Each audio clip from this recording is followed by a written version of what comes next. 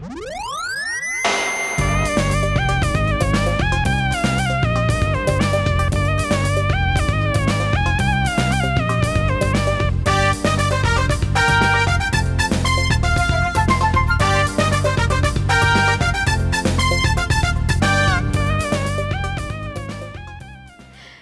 এই সুন্দর বিকেলে প্রাণমিল ক্যান্ডি কুইজ শো জানার আছে বলার আছে অনুষ্ঠানে তোমাদের সবাইকে আমন্ত্রণ জানাচ্ছি। সঙ্গে রয়েছি আমি তসলিমা। আজ জানার আছেতে তোমাদের জন্য রয়েছে কানাডিয়ান জাতীয় ভিমি স্মৃতিসৌধ সম্পর্কে কিছু তথ্য। ফ্রান্সের ভিমি শহরে অবস্থিত কানাডিয়ান জাতীয় ভিমি স্মৃতিসৌধ প্রথম বিশ্বযুদ্ধে নিহত কানাডীয় সৈন্যদের প্রতি ফরাসিদের শ্রদ্ধার স্মারক। এই স্মারক স্তম্ভটির নকশা করেন অল্টার সেইমুর আলবার্ট। 1936 সালে ফরাসি প্রেসিডেন্ট আলবার্ট লেব্রান ও 50,000-এর বেশি যুদ্ধে অংশগ্রহণকারী কানাডিয়ান ও ফরাসি সৈন্য এবং নিহত সৈন্যদের পরিবারের উপস্থিতিতে এই স্মৃতিসৌধটির উদ্বোধন করা হয়। উদ্বোধন করেন রাজা অষ্টম এডওয়ার্ড। এই স্মৃতিসৌধকে ঘিরে প্রায় 250 একর এলাকা নিয়ে তৈরি করা হয়েছে একটি স্মারক উদ্যান। বন্ধুরা, আজ আমাদের সঙ্গে স্টুডিওতে রয়েছেন আবৃত্তি শিল্পী তামান্না ডেইজি। এবারে কথা বলছি তার সঙ্গে। স্বাগত আপনাকে আমাদের আজকের কুইজ শোতে। কেমন আছেন আপু? খুব ভালো, নিশ্চয়ই আপনি অনেক ভালো আছেন। আমি অনেক ভালো আছি এবং আজ আপনাকে আমাদের মাঝে পেয়ে আমার বেশ ভালো লাগছে। আমারও খুব ভালো লাগছে আজকের এই আয়োজনে অংশগ্রহণ করতে পেরে। হ্যাঁ, এবং বন্ধুরা যখন ফোন দিবে তখন আশা করছি আরো ভালো লাগবে। অবশ্যই। আচ্ছা আপু, আপনি একজন আবৃত্তি শিল্পী। আবৃত্তি আমরা অবশ্যই শুনবো, তার আগে একটু জানতে চাইছি যে সমসাময়িক কোন কাজগুলো নিয়ে ব্যস্ত আছেন? আমি একটা আবৃত্তি সংগঠনে আছি, সেখান থেকে আবৃত্তি চর্চা শুরু। আমার সংগঠনের নাম হচ্ছে শর্টচিত্র আবৃত্তি চর্চা ও বিকাশ কেন্দ্র।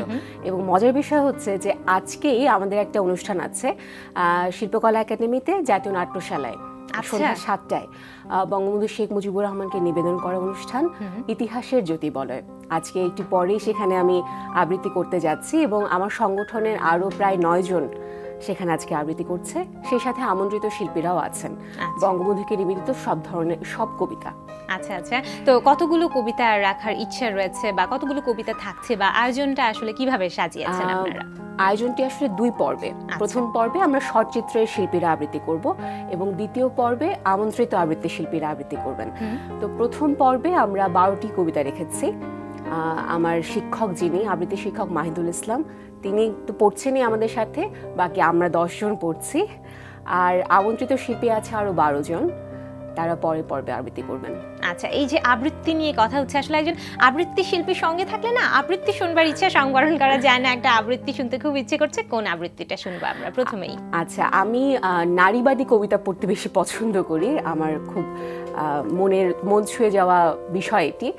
তো অরুণ মিত্রের একটা কবিতা পড়তে চাই, ও বেহুলা। আচ্ছা ঠিক আছে, শুনি আমরা কবিতাটি। আমার বিছানায় মাঝরাত্রিরে ঢেউ লাগলে আমি বেহুলাকে ডাকি, ও বেহুলা তোমাকে বলবার কিছু কথা আছে আমার, শোনো। লোহার বাসর ঘর থেকে সাপে কাটা লক্ষিন্দরকে নিয়ে তুমি গেলে জলে ভাসিয়ে দিতে, তাই তো বিধান। তুমি কলার ভেলায় তাকে শোয়ালে ঠিকই, কিন্তু একলা ভেসে যেতে দিলে না, তুমিও চললে তার সঙ্গে। সেটা আশ্চর্যের নয়, কারণ তুমি যে ভীষণ ভালোবাসতে তাকে এবং তোমার ভালোবাসার তেজ ছিল দুর্দান্ত। তুমি সমস্ত বিঘ্ন বিপদ তুচ্ছ করে সমুদ্র পাড়ি দিয়ে হাজির হলে দেবতাদের আড্ডায়। সেখানে তাদের সবাইকে নাজেহাল বেসামাল করে লক্ষিন্দরকে বাঁচিয়ে ফিরিয়ে আনলে বাড়িতে। ধন্যি ধন্যি পড়ে গেল সারা দেশে।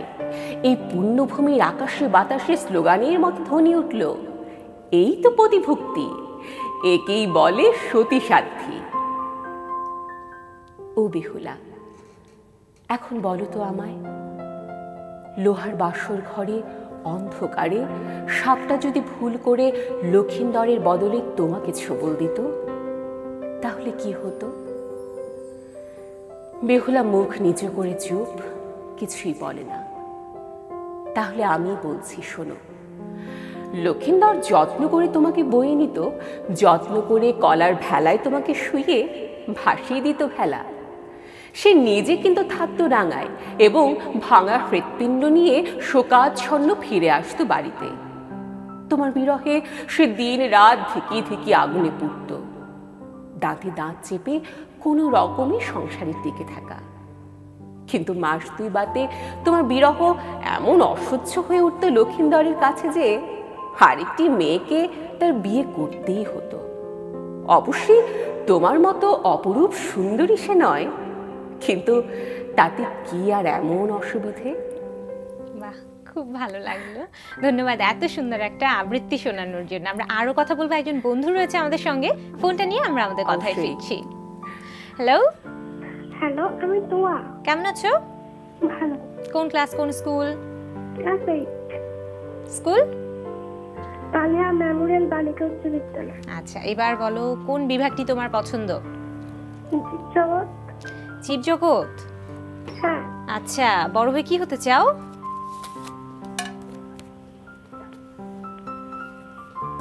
কি হতে চাও বড় হয়ে? আচ্ছা, তুমি কি সায়েন্স, কমার্স না আর্টসে, কিসে? আমি ক্লাস 8-এ। আচ্ছা, ক্লাস 8-এ ভালোভাবে পড়াশোনা করো, ঠিক আছে? তাহলে বড় হয়ে ডক্টর হতে পারবে। প্রশ্নে যাচ্ছি। প্রথম প্রশ্ন, কোনটি হৃৎপিণ্ডের সংকোচনের শক্তিকে বাড়ায়? ক ইনসুলিন, খ ভেগাস, গ এন্ড্রেনালিন। বলো। গ এন্ড্রেনালিন। নিলাম, উত্তর সঠিক। 500 টাকা সমমূল্যের বই তোমার জন্য রইল। যাচ্ছি পরের প্রশ্নে, কোনটির জন্য কাঁচা ফল মিষ্টি হয় না? ক স্টার্চ, খ ফ্রুক্টোজ, গ সেলুলোজ। পারা উচিত। কটা? উত্তর সঠিক।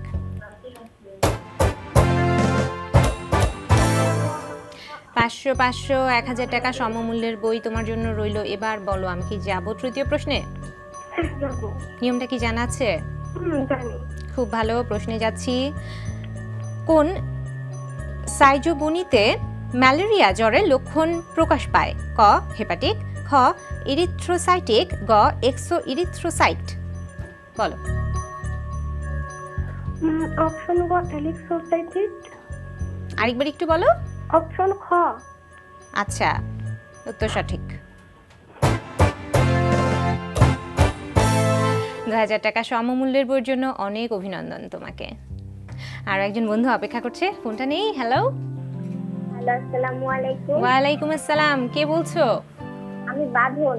বাঁধন, কোন ক্লাসে পড়ছো? ক্লাস 6-এ। কোন স্কুল?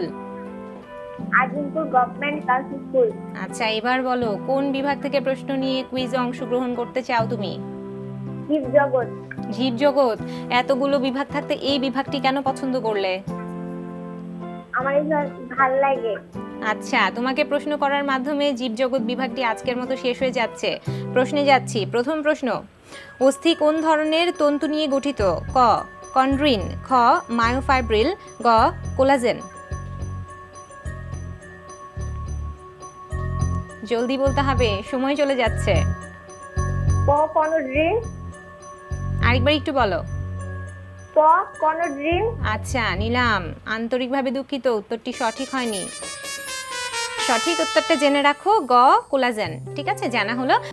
আপু, কথা ছিল আপনার কবিতা নিয়ে। হ্যাঁ, আবৃত্তি আমরা অলরেডি একটা শুনে ফেলেছি বিরতির উপরে, এবারও শুনবো। তার আগে একটু জানবো যে কিছুদিন আগে আপনার একটি কবিতার অ্যালবাম রিলিজ পেয়েছে, সেই অ্যালবামটি সম্পর্কে শুনবো। গত 4 জুন আমার একটা একক আবৃত্তি অ্যালবাম প্রকাশনা ছিল, সেই সাথে আমার একক আবৃত্তি অনুষ্ঠানও ছিল।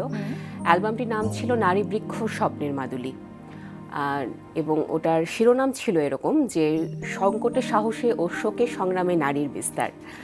বুঝতে পারছেন যে নারী বিষয়ক এবং নারীর যে মনস্তাত্ত্বিক সংগ্রাম, সামাজিক সংগ্রাম এবং সংকট মুহূর্তে নারীর যে অবস্থান, সেগুলো নিয়ে অ্যালবাম, মানে কবিতাগুলো ছিল অ্যালবামে। জি, এবং মনে হচ্ছে যে বলছিলেন যে নারীবাদী বিষয়টা আপনার আসলে বেশি পছন্দ, এই জন্যই কি আসলে এই ধরনের, মানে এই বিষয়টাকে রাখা?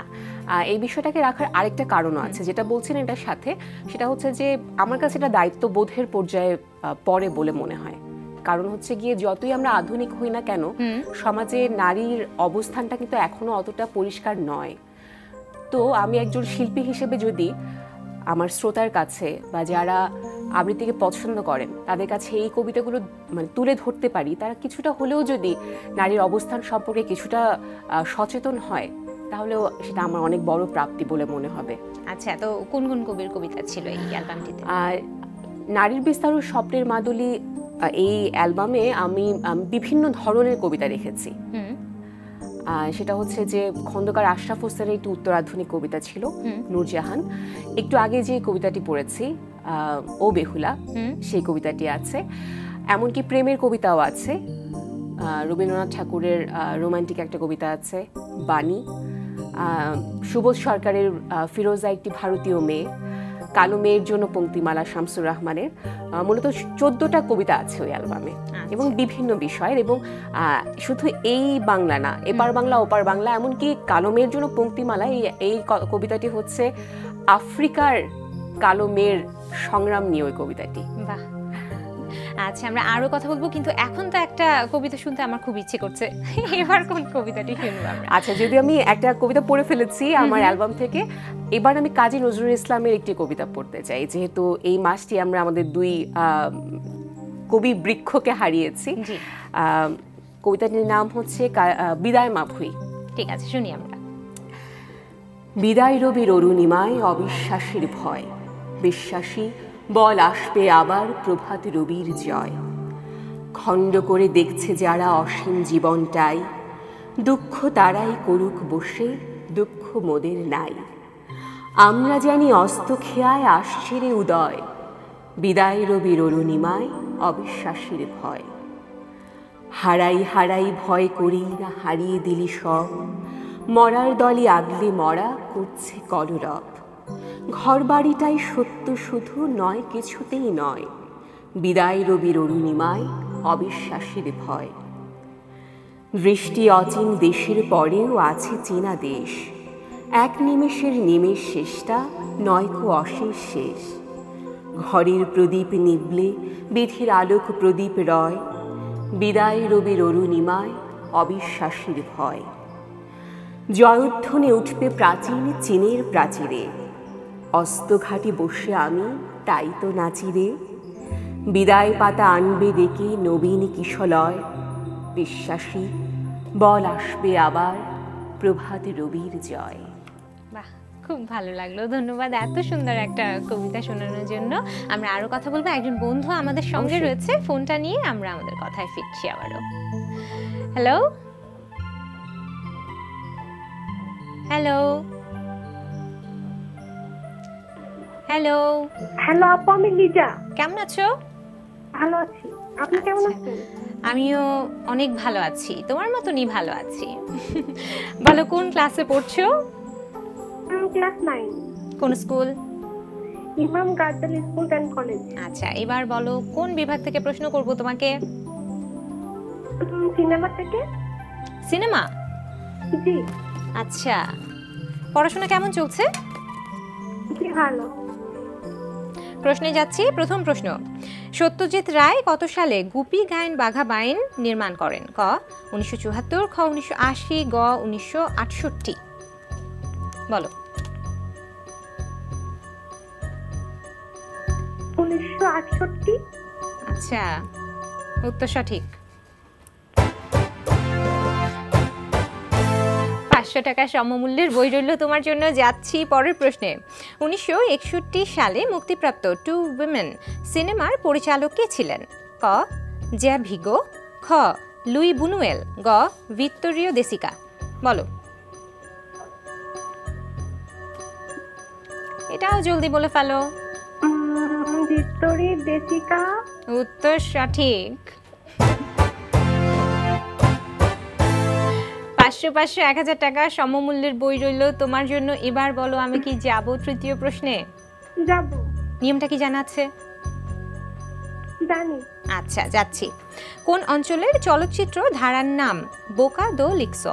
ক নরওয়েজিয়ান, খ ইতালিয়ান, গ ব্রাজিলিয়ান। এটাও ঝটপট বলে ফেলো। ব্রাজিলিয়ান। আচ্ছা, এর আক্ষরিক অর্থ কি জানো? না, জানি না। আচ্ছা, এর আক্ষরিক অর্থ হচ্ছে ময়লার মুখ, এবং উত্তর সঠিক। 2000 টাকা সমমূল্যের বই রইল তোমার জন্য। আর একজন বন্ধু সঙ্গে রয়েছে। হ্যালো। হ্যালো আপু। হ্যাঁ, কি বলছো? আমি মাহি। আচ্ছা, বলো কোন ক্লাসে পড়ছো? ক্লাস 5। বলো কোন বিভাগ থেকে প্রশ্ন করব তোমাকে? খেলার মাঠ। আচ্ছা, কোন স্কুলে পড়ছো? Millennium star. প্রশ্নে যাচ্ছি। প্রথম প্রশ্ন, এবারের অলিম্পিকে ভিয়েতনামের হয়ে এয়ার পিস্তল শুটিং পুরুষে প্রথম স্বর্ণপদক পান কে? ক হো চি মিন, খ ওয়ান জুয়ান ভিন, গ হোসিমা নাইকো। বলো। ওয়ান জং কেন। আরেকবার বলো, পুরো অপশনটা আবার বলো। অপশন খ ওয়ান জং বিন। উত্তর সঠিক। 500 টাকা সমমূল্যের বই রইল তোমার জন্য। যাচ্ছি পরের প্রশ্নে। ফুটবল ক্লাব আর্সেনালের হয়ে সর্বোচ্চ গোলের রেকর্ড কার? ক মেসুত ওজিল, খ থিয়েরি অরি, গ লেন রাইট। এটাও ঝটপট বলে ফেলো, পুরো অপশনটা বলো। আচ্ছা, তুমি বলেছো অপশন গ লেন রাইট। আন্তরিকভাবে দুঃখিত, উত্তরটি তো সঠিক হলো না। সঠিক উত্তরটা বলে দিচ্ছি, খ থিয়েরি অরি। তার মোট গোলের সংখ্যা 228। হ্যালো। হ্যালো, আসসালামু আলাইকুম আপু। ওয়ালাইকুম আসসালাম, কে বলছো? আপু আমি শব্দ বলছিলাম। কোন ক্লাসে পড়ছো, কোন স্কুল? আপু আমি ক্লাস 8-এ। আচ্ছা, কোন স্কুল? আলহামদুলিল্লাহ। আচ্ছা, জানো তো এখন কোন বিভাগ নিয়ে খেলবো আমরা? হ্যাঁ, ছবির গ্যালারি বিভাগ। ছবির গ্যালারি। হ্যাঁ, ছবিটা দেখো। প্রশ্নটা বলে দিচ্ছি। প্রথম প্রশ্ন, ব্রিটেনের এই সাইক্লিস্ট এবারের অলিম্পিকে 3টি সোনা জিতেছেন, তার নাম বলো। ক জেমি থমসন, খ জেসন কেনি, গ বার্নার্ড হিনল্ড। বলো। ক জেমি থমসন। আচ্ছা, নিলাম। আন্তরিকভাবে দুঃখিত, উত্তরটি তো সঠিক হলো না। সঠিক উত্তরটা বলে দিচ্ছি তোমাকে, খ জেসন কেনি। ঠিক আছে, জানা হলো। আরো একজন বন্ধু রয়েছে আমাদের সঙ্গে। হ্যালো। হ্যালো, কে বলছো? আমি নওশিন। কেমন আছো নওশিন? এই তো ভালো, তুমি? আমিও ভালো আছি। কোন ক্লাস, কোন স্কুল? আমি class 7, Islamic girls school and college. আচ্ছা, এবার বলো কোন বিভাগটি তোমার পছন্দ? জানা অজানা। জানা অজানা। হ্যাঁ। আচ্ছা, বড় হয়ে কি হতে চাও? আমি ডাক্তার। ডাক্তার? এতগুলো বিভাগ থাকতে এই বিভাগটি কেন নিলে? কারণ জানা জানা জিনিসটা আমার কাছে ভালো লাগে। আচ্ছা, ঠিক আছে, প্রশ্নটা করেই ফেলি। হ্যাঁ, প্রথম প্রশ্ন, 2016 সালের বঙ্গবন্ধু বন্যপ্রাণী সংরক্ষণ পুরস্কার লাভ করে কোন প্রতিষ্ঠান? ক জীবন নওগাঁ, খ আধুনিক ঢাকা, গ বিনা ময়মনসিংহ। বলো। খ আধুনিক ঢাকা। আচ্ছা, তুমি বলেছো খ আধুনিক ঢাকা। আন্তরিকভাবে দুঃখিত, উত্তরটি তো সঠিক হলো না। সঠিক উত্তর হচ্ছে ক জীবন নওগাঁ। জানা হলো। আপু, আপনার কাছে ফিরে আসি। আমরা বলছিলাম আপনার মানে যে অ্যালবামটি রিলিজ পেয়েছে কিছুদিন আগে, সেই অ্যালবামটি নিয়ে এবারে একটু জানবো যে প্রথম অ্যালবাম কোনটা ছিল, বা এই পর্যন্ত আমরা তো 2টো অ্যালবাম পেয়েছি আপনার কাছ থেকে, বা 2টো অ্যালবাম রিলিজ পেয়েছে। প্রথম অ্যালবামটা নিয়ে এবার একটু শুনবো। আচ্ছা, আমার 2টো একক অ্যালবাম রিলিজ হয়েছে, আর মিক্সড অ্যালবাম রিলিজ হয়েছে 3টি। সেটা নিয়ে আমরা পরে আসছি।